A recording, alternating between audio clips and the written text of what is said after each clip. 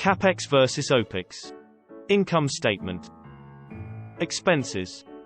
Businesses have a variety of expenses, from the rent they pay for their factories or offices to the cost of raw materials for their products, to the wages they pay their workers to the overall costs of growing their business. Businesses organize these under different categories.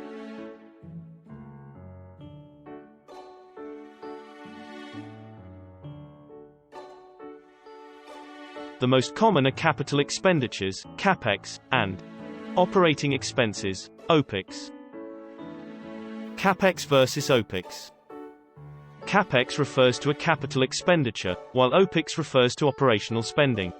Capital expenditures are incurred when a business acquires assets that could be beneficial beyond the current tax year. For instance, it might buy brand new equipment or buildings.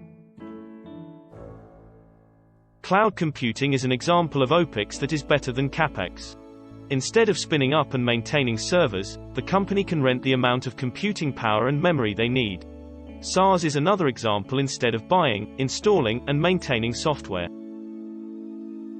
In both cases, one needn't worry about upgrading and obsolescence.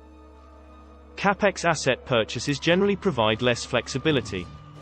As a result, it's harder to increase or decrease capacity in this model.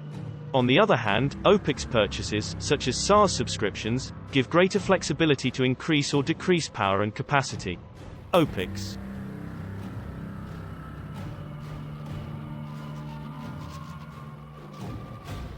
Salaries expense is the most significant expense in most companies.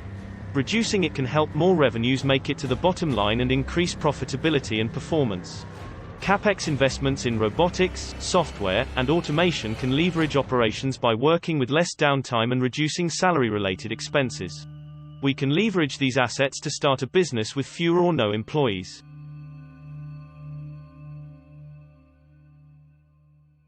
To make a Capex decision, calculate the NPV of the anticipated expense savings and increased revenues, plus depreciation tax credit, against the equipment or SaaS service cost.